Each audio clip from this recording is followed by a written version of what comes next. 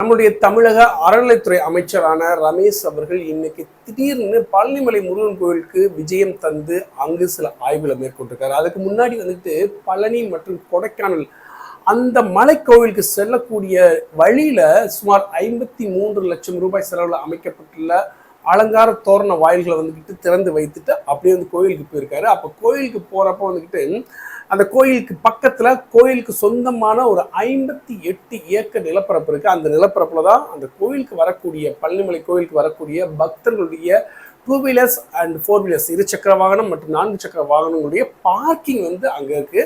அதையும் பார்வையிட்டு அப்படியே அதுக்கப்புறம் வந்து அங்க உள்ளவங்ககிட்ட வந்துட்டு கோயில் ஏதாவது நிறை குறைகள் இருக்கான்னு சொல்லி கேட்கிறப்ப வந்து நிறைய பேர் என்ன சொல்லியிருக்காங்கன்னா வந்து கோயிலுக்கு மேல வந்து அந்த மின் இழுவை ட்ரெயின்லாம் போகும் பார்த்தீங்கன்னா அந்த ட்ரெயின் ரயில்வே ஸ்டேஷனுக்காக நாங்கள் ரொம்ப நேரம் காத்திருக்க வேண்டியிருக்கு அப்படிங்கிற விஷயத்த வந்து சொல்லியிருக்காங்க. அது மட்டும் இல்லாமல் எங்களுக்கு குடி தண்ணீர் வந்து தொடர்ந்து கிடைக்க மாட்டேது, அப்பப்போ வந்துட்டு தண்ணி கிடைக்கிறதுக்கு ரொம்ப கஷ்டமா இருக்கு அப்படின்னு சொல்லியிருக்காங்க. அது மட்டும் இல்லாமல் அப்படியே அந்த ஏரியாவே வந்து அந்த கோயில் சம்பந்தப்பட்ட பகுதியில் வந்துட்டு ஆய்வு மேற்கொள்றப்ப நிறைய வந்து திருநாய்கள் அங்கே சுற்றிக்கிட்டு இருக்கு.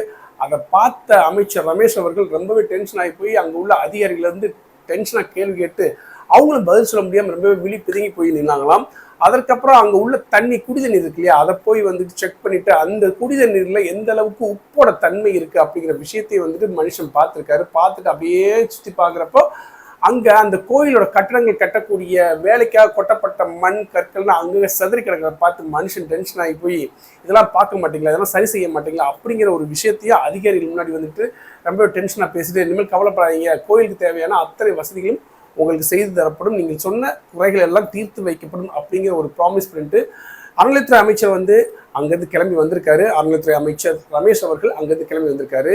ஸோ இனி வரக்கூடிய காலகட்டங்களில் இது மாதிரி அப்பப்போ கோயிலில் போய் வாத்தி ரைடு அப்படிங்கிற பாட்டு வரிக்கு ஏற்ற மாதிரி வந்து நம்மளுடைய அறநிலைத்துறை அமைச்சர் ரமேஷ் அவர்கள் போய் பார்த்து அப்படி எல்லா பிரச்சனையும் சால்வ் பண்ணிட்டு அப்படி 1 by 1 வந்து நம்மளுடைய வரலாற்று சின்னமாக வழங்கக்கூடிய பல பெரிய பெரிய கோயில்கள்லாம் வந்து உலக அளவுக்கு கொண்டு போய் பெருமையிட வைக்கணும். இதுக்கு முன்னாடி கடந்த கால ஆட்சிகள்னா கோயில்னா என்னங்கிற கேட்குற அளவுக்கு வந்துட்டு அப்படி ஒரு செயல்பாடு இருந்துச்சு. ஆனால் இனி வரக்கூடிய காலகட்டங்களில் அது இருக்காதுங்கிறத தமிழக மக்கள் ஒட்டுமொத்த தமிழக மக்கள் சார்பாக நான் வந்து ரொம்ப ரொம்ப ஆசைப்படுறேன் அது நடக்கணும்னு சொல்லி மீண்டும் ஒரு தகவலுடன்